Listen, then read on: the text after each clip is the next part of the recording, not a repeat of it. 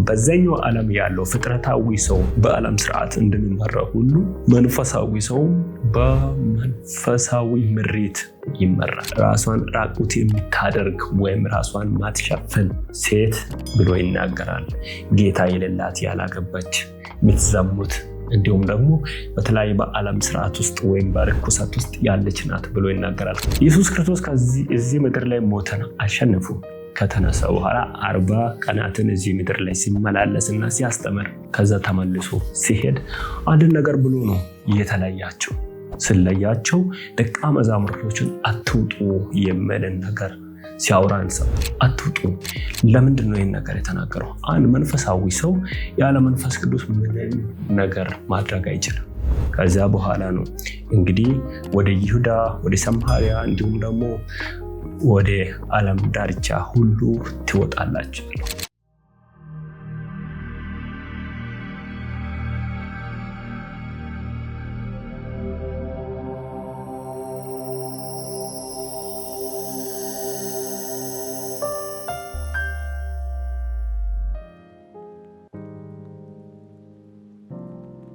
ሰላም የተወደዳችሁ ውድ እንግዲህ ሚዲያ ዩቲዩብ ቻናል ተከታታዮች እንደምን አላችሁ? ይህ ጎልደን ጆርኒ ፖድካስት ሁሌም ወደ እናንተ በየሳምንቱ የሚቀርብ ፕሮግራም ነው። ዛሬ ደግሞ እንደተለመደውም አብረን በአንድ ሀሳብ እናወራለን። ዛሬ የምናወራው ስለ መንፈሳዊ ህይወታችን ነው። መንፈሳዊ ህይወት ሲባል ምን አይነት ህይወት ነው? መንፈሳዊ ህይወት የሚባለው ምንድን ነው? መንፈሳዊ ህይወት ማለት ሌላ ህይወት አለ ማለት ነው? ይህን አብረን እናያለን። መጽሐፍ ቅዱስ ሲናገር መንፈሳዊያንና ዓለማውያን ወይም ፍጥረታዊ ሰው በማለት ይናገራል። ፍጥረታዊ ሰው ብሎ የሚናገረው ምን አይነት ሰው? ፍጥረታዊ ሰው ብሎ የሚናገረው አንድም በክርስቶስ ኢየሱስ አምኖ ያልዳንን ሰው፣ ሁለትም ደግሞ በባህላዊ ወይም በዓለም ወይም ባልተለወጠ ህይወት ውስጥ ያለን ሰው፣ ሶስትም ደግሞ የጨለመውን ስራ እየሰራ ያለው ሰው ነው። የጨለማ ስራ ሲባል ምን አይነት ስራ ነው? የጨለማ ስራ ኃጢአት ነው። መጽሐፍ ቅዱስ የሚናገረው ኃጢአት። መንፈሳዊ ሰው የሚለውስ ምንድን? መንፈሳዊ ሰው የሚለው ሰው ለኒቆዲሞስ እንደተናገረው እንደ አዲስ የተወለደን ወይም ዳግመኛ የተወለደ ብለን እኛ የምንጠራው ወይም የዳነ ክርስቶስ ኢየሱስን የግሉ አዳኝ አድርጎ የተቀበለን ሰው ነው መንፈሳዊ ሰው። የኛውን መንፈሳዊ ሰው ምን ይላል? ከመንፈሳዊ በረከት ሁሉ የተካፈለ ይላል። በመንፈስ የሚመራ ይላል። በመንፈስ የሚያመልክ፣ በመንፈስ የሚወጣ፣ በመንፈስ የሚገባ በማለት ይናገራል። ይህ መንፈሳዊነት የሚባለው ነገር በብሉይ ኪዳን ዘመን እንደምን ተብሎ ይታወቃል? በብሉይ ኪዳን ዘመን የተለያዩ ሰዎች መንፈሳዊነትን አስተናግደዋል።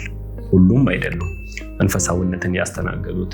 ለምሳሌ መላእክቶች መንፈሳዊነትን፣ ነቢያቶች መንፈሳዊነትን አስተናግደዋል። ካህናት፣ የተለያዩ ሰዎች መንፈሳዊነትን። በዚህ በአዲስ ኪዳን ዘመን ደግሞ መንፈሳዊነት ለሁሉም ሰው የተሰጠ ወይም ጌታ ኢየሱስ ክርስቶስን ላመነ ሁሉ በዛ ዕለት ጌታ ኢየሱስ ክርስቶስን እጁን አንስቶ የተቀበለ ዕለት መንፈሳዊነትን ወይም መንፈሳዊ ሰው ሆኗል የሚል ማዕረግ የተቀበለን ሰው ነው። ስለዚህ ይህ ሰው በምን ይመራል? በዛኛው ዓለም ያለው ፍጥረታዊ ሰው በዓለም ስርዓት እንደሚመራ ሁሉ መንፈሳዊ ሰው በመንፈሳዊ ምሪት ይመራል። ስለዚህ መንፈሳዊ ምሪት ለማን የተሰጠው? መንፈሳዊ ምሪት የተሰጠው ወይም መንፈሳዊ ምሪት የሚያስፈልገው ለሁሉም መንፈሳዊያን ናቸው ወይም በጌታ ኢየሱስ ላሉት ናቸው። ስለዚህ ይህ ሰው በመንፈስ እንዲመራ የተፈለገበት ምክንያት ውስጥ ምንድን ነው? ምክንያቱም በራሱ ላይ ጌታን ሾሟል ማለት ነው። ለቆሮንቶስ ሰዎች ጳውሎስ ሲናገር አንድን ነገር ይናገራል። ከምን አኳያ? ስለ ሴትና ስለ ወንድ ወይም ስለ ሴት መብት ሲያወራ እነዚህ ብሎ ይናገራል። በዚያ ዘመን ላይ አንዲት ሴት በጌታ የሆነች የምትታወቀው ለባሏ በመታዘዝ ለባሏ በመገዛት ነው፣ በአደባባይ ባለመጠየቅ ብሎ ልዩነትን አስቀምጧል። በዚያ ዘመን ደግሞ ከአለባበስ ከምን የተነሳ ብዙ መስፈርቶችን ካስቀመጠ በኋላ ስለ አንድ አለባበስ ያነሳል። ራሷን ራቁት የምታደርግ ወይም ራሷን ማትሸፍን ሴት ብሎ ይናገራል። ጌታ የሌላት ያላገባች የምትዘሙት እንዲሁም ደግሞ በተለያየ በዓለም ስርዓት ውስጥ ወይም በርኩሰት ውስጥ ያለች ናት ብሎ ይናገራል። ከእንዲህ አይነት ነገር ራሳችን የምትለዩበት ብሎ ሲናገር ጌታ ያላችሁ ያገባችሁ ራሳችሁ ላይ ባልን የሾማችሁ በጌታ የሆናችሁ እናንተ ልዩነታችሁ ራሳችሁን በመሸፋፈን እንዲሁም ደግሞ ራሳችሁን መሸፋፈንን ካልፈለጋችሁ ወይም ጸጉራችሁን ማስረዘምን ካልፈለጋችሁ በማስቆረጥ እያለ የተለያዩ መስፈርቶችን አስቀምጧል። ለማን? መንፈሳዊ ለሆኑ ወይም ጌታን ለተቀበሉ። ለዚህም ነው መንፈሳዊነት ያስፈልገው። መንፈሳዊነት ለአንድ መንፈሳዊ ሰው በመንፈስ እንዲመራ አንዱ መሪ ራሱ ነው። መንፈስ ቅዱስ ይመራል። ኢየሱስ ክርስቶስ ሲናገር እኔ ሲሄድ ከኔ በላይ የሚያጽናና፣ ከኔ በላይ የሚያበራ፣ ከኔ በላይ የሚያስተምር መንፈስ ቅዱስ ይመጣል ብሎ ይናገራል። መንፈስ ቅዱስ ያለው ደግሞ ከአብ ከወልድ ቀጥሎ ሶስተኛ አካል የሆነ መንፈስ ማለት ነው። በዚህ መንፈስ ነው እንግዲህ አንድ መንፈሳዊ የሆነ ሰው የሚመራው።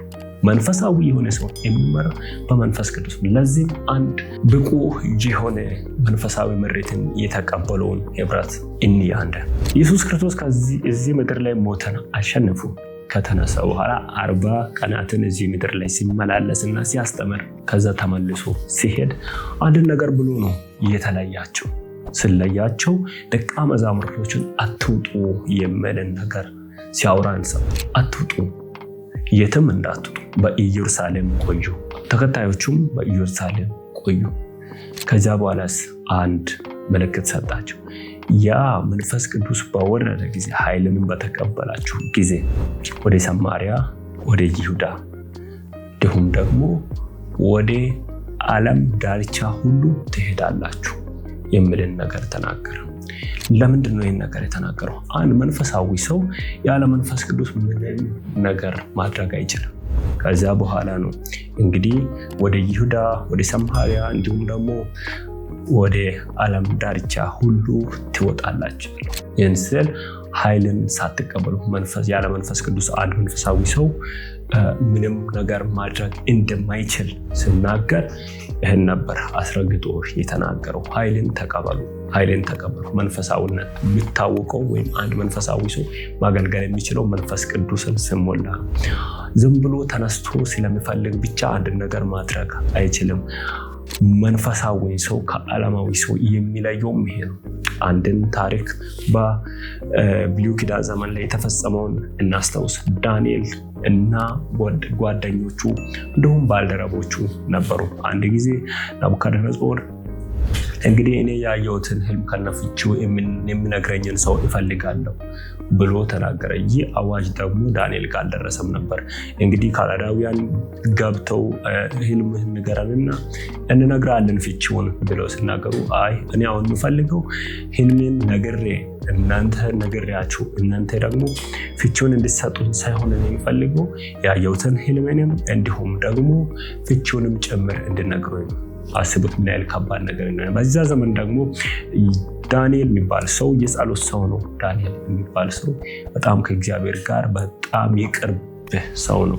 በቀን 3 የሚጸልይ ከእግዚአብሔር ጋር እንግዳ ሳይሆን ቤተኛ የሆነ ሰው ነው። ስለዚህ ለዚህም ነው ለምንድን ነው የንጉሱ አዋጅ እንደዚህ የተቻኮለው?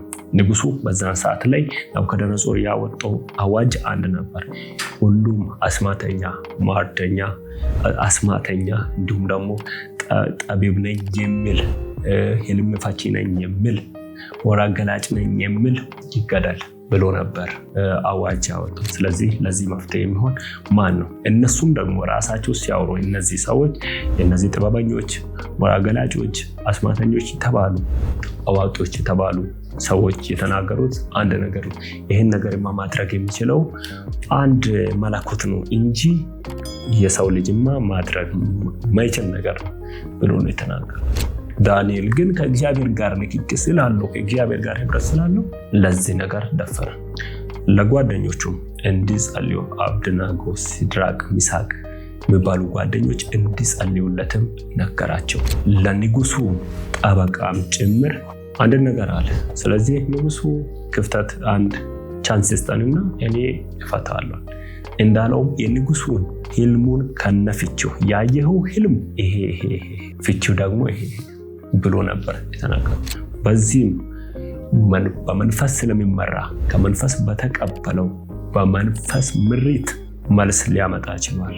ስለዚህ መንፈሳዊ ሰው የሚመራው በመንፈስ ቅዱስ እንጂ በመንፈስ ቅዱስ ምሪት እንጂ በራሱ ፍላጎት በራሱ ስለወደደው ስለሚችል አይንቀሳቀስም።